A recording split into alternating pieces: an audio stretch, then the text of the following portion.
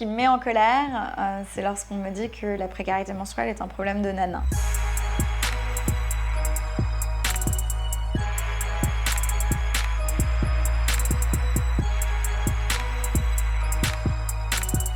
Je m'appelle Tara, j'ai 27 ans, je suis la fondatrice et directrice générale de Règles élémentaires. Règles élémentaires, c'est la première association française de lutte contre la précarité menstruelle.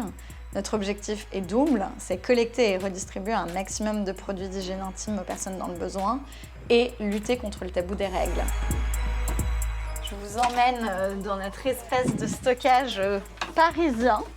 Assez limité en taille, mais très précieux en plein cœur de Paris et on a vocation à en avoir plein d'autres partout ailleurs.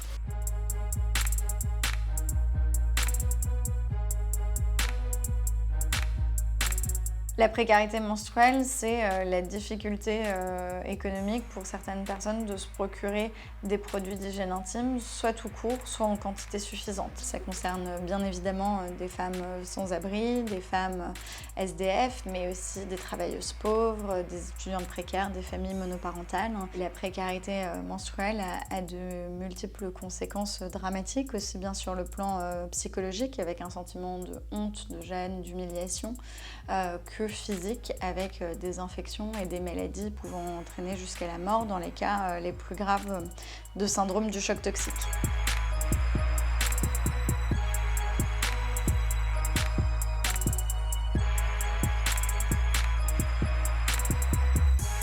À ce moment-là, ça m'a frappée. Je me suis rendu compte que je ne m'étais jamais posé la question de comment ces femmes faisaient quand elles avaient leurs règles, pour gérer leurs règles à la rue, très concrètement. Et je me suis aussi rendu compte par la même occasion qu'on ne m'avait jamais sollicité pour ce type d'opération en France.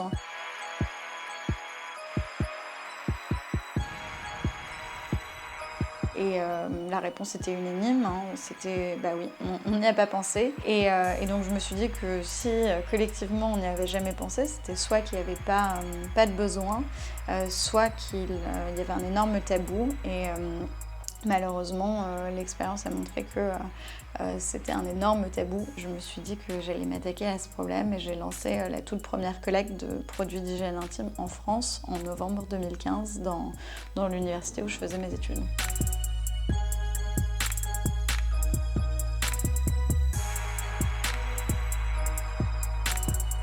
Les sénateurs, principalement des hommes très âgés, pensaient que ça n'en était pas.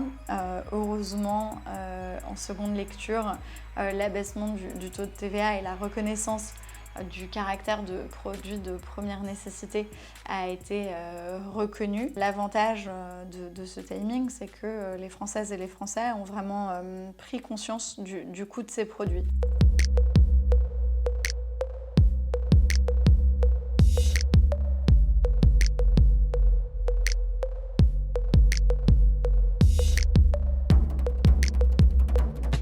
On a obtenu la gratuité des protections périodiques en prison. On a obtenu qu'à la rentrée 2021, des distributeurs soient installés dans toutes les universités de France afin que les étudiantes aient accès gratuitement à des protections d'hygiène intime de qualité.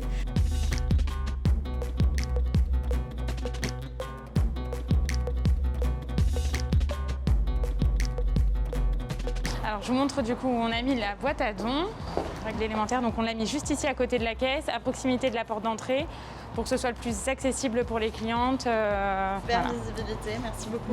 Le but étant justement de sensibiliser les clientes que l'on a déjà en boutique. Je pense que toutes les femmes, elles sont, même si elles ne le disent pas, sont engagées, c'est des choses qui les touchent particulièrement.